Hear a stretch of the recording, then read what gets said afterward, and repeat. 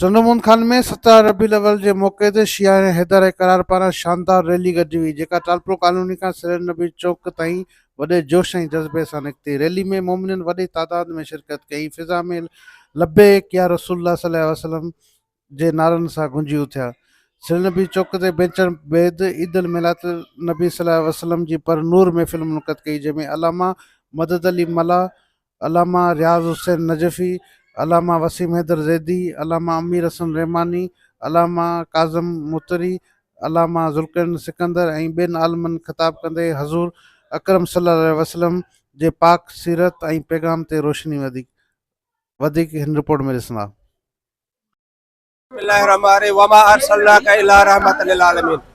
अॼु मिलाद मोहम्मद मुस्तफ़ा सल्लल्लाहु अलैहि वसल्लम ऐं मिलाद इमाम जाफ़र सादिक़ अलैहिस्सलातु वस्सलाम आहे। ऐं अॼोको ॾींहुं केतिरो बाबरकत ॾींहुं आहे जो जंहिं मोहम्मद जे करे अल्लाह तबारक व तआला हिन पूरी काइनात खे ख़लक़ कयो आहे, जंहिंजे वजूद जे करे काइनात ख़लक़ थी आहे, जंहिंजा कसीदा अल्लाह तबारक व तआला क़ुरान करीम में पढ़ंदो हुजे, अल्लाह तबारक व तआला उन क़ुरान जे अचण वारी रात जा कसीदा इहो थो पढ़े त इन्ना अंज़लनाहु फी लैलतिल क़द्र, मूं हिन क़ुरान के क़द्र जी रात में नाज़िल कयो।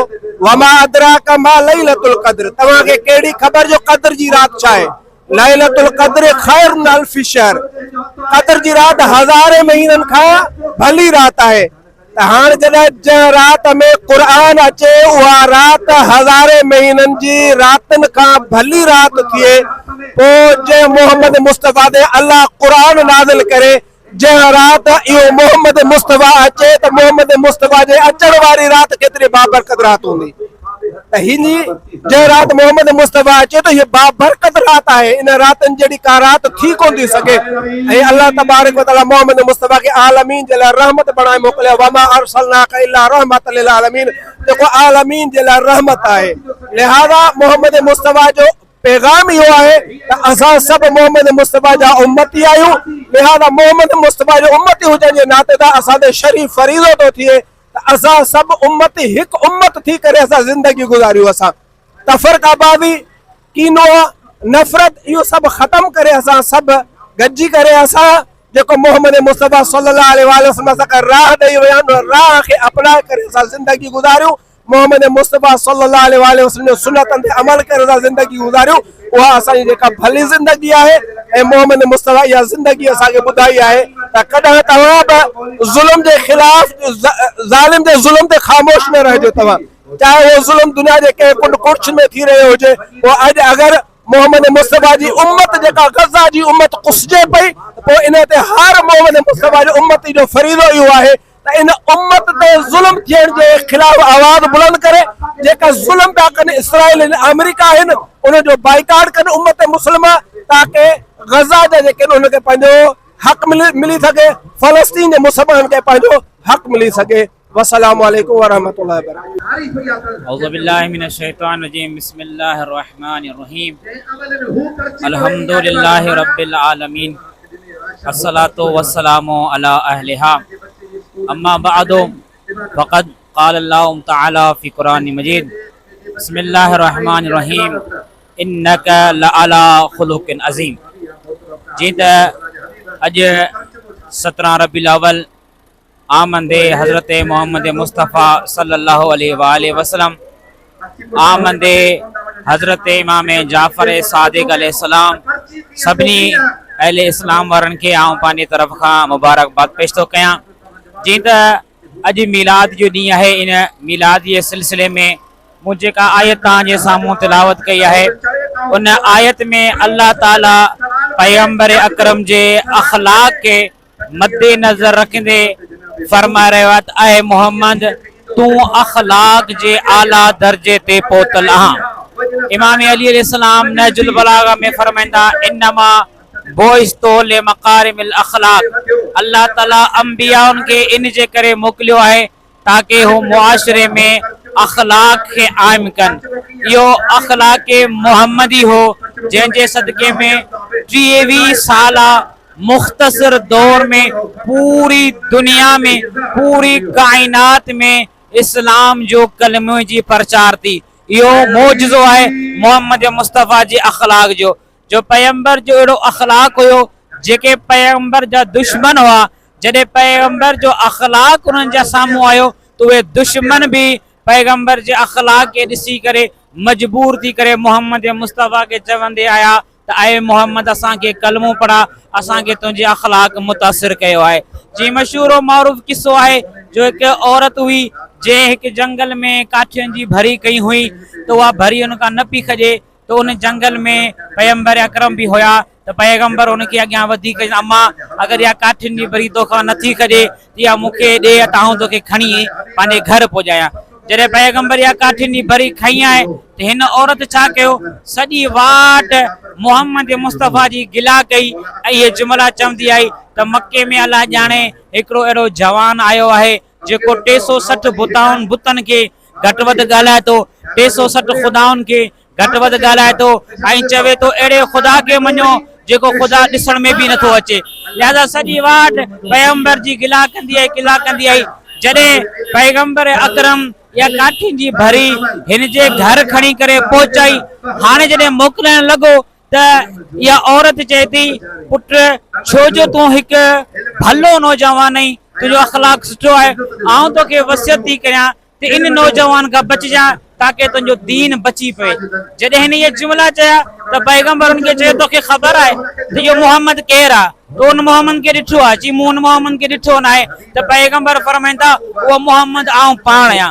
जॾहिं हुन इहे जुमला ॿुधा त इहा औरत शर्मसार थी ऐं शर्मसार थियण खां बाद में चवे थी मूंखे माफ़ कजां जो मूं सॼी वाट तुंहिंजी गिला कई पर तो मूंखे कुझु बि न कयो। इहो अखलाक मूंखे अॼु मजबूर करे रहियो आहे त तूं मूंखे पंहिंजे हथनि ते कलमो पढ़ाए त आउं मुस्लमान थियणु चाहियां थी। लिहाज़ा नबी अकरम जी इहा सीरत हुई जंहिंजे करे ई पूरी दुनिया में 23 साल मुख़्तसर में इस्लाम फैलिजी वियो। ऐं इन पैगंबर जी ज़िंदगी ते निगाह विझूं त ॿ अहिड़ा मक़ाम अचनि था जिन्हनि मक़ामनि ते अल्लाह ताला क़ुरान मजीद में मोहम्मद मुस्तफ़ा जे लाइ चयो त ऐं मोहम्मद जेके तुंहिंजा हथ आहिनि इहे तुंहिंजा हथ न आहिनि, ये हथ मूं अल्लाह जा आहिनि। ऐं मोहम्मद जेका तुंहिंजी ज़ुबान आहे इहा ज़ुबान तुंहिंजी न आहे, या मूं अल्लाह जी ज़ुबान आहे। जेको तूं ॻाल्हाईं थो उहो ॻाल्हाईंदो जेको आउं चाहियां थो। हाणे पूरे क़ुरान में अल्लाह मोहम्मद जे हथनि खे पंहिंजो हथ करार ॾिनो, मोहम्मद जी ज़ुबान खे पंहिंजी ज़ुबान करार ॾिनी। छो? इन जो सबबु असांखे ॾिसण में अचे थो गदीर ख़ुम जे मैदान में जो अल्लाह चए तो मूंखे इन्हनि हथनि सां बि हिकिड़ो कमु वठिणो आहे, हिन ज़ुबान सां बि मूंखे हिकिड़ो ऐलान कराइणो आहे। कहिड़ो ऐलान करिणो आहे, कहिड़ो कमु करिणो आहे? गदीर ख़ुम में अल्लाह ताला मोहम्मद खां इहो कमु करायो जो अली खे पंहिंजा हथनि सां बुलंद करे चई, बुलंद कई ऐं ज़ुबान सां चई मन कुंतो मौला हो फहाज़ा अलीयुल मौला, जंहिंजो आउं मौला आहियां उनजो अली मौला है। यानी अल्लाह ताला पैगंबर खां हथनि जे ज़रिए सां इहो कमु करायो जो अली जा हथ बुलंद करे दुनिया वारनि खे ॾेखारियो। ज़ुबान सां इहो ऐलान कराई त जंहिंजो मोहम्मद मौला है उन खां बाद में अली उनजो मौला है। अस्सलाम वालेकुम वरहमतुल्लाह। वमा अरसलनाका इल्ला रहमतन लिल आलमीन। अल्लाह साईं अॼु जे बाबरकत ॾियारे नबीअ जी आमद जे 17 रबीउल अव्वल ऐं हुन सां गॾोगॾु इमाम जाफ़र सादिक अलैहिस्सलाम जी विलादत जे हवाले सां तमामु इंसानियत खे तबरीक ऐं भलीकार पेश कयां थो। अॼु नबी साईं जी आमद इहा अॼु रहमत जी आमद आहे, बल्कि मुसलमाननि जे लाइ न बल्कि कुल इंसानियत ऐं कुल आलम जे लाइ नबी साईं रहमत बणिजी आयो। इन मुनासिबत जे हवाले सां तमामु इंसानियत खे हदीए तबरीक पेश कयां थो ऐं ख़ुसूसन वक़्त जे इमाम ज़माना अलैहिस्सलाम जी ख़िदमत में हदीए तबरीक पेश कयां थो।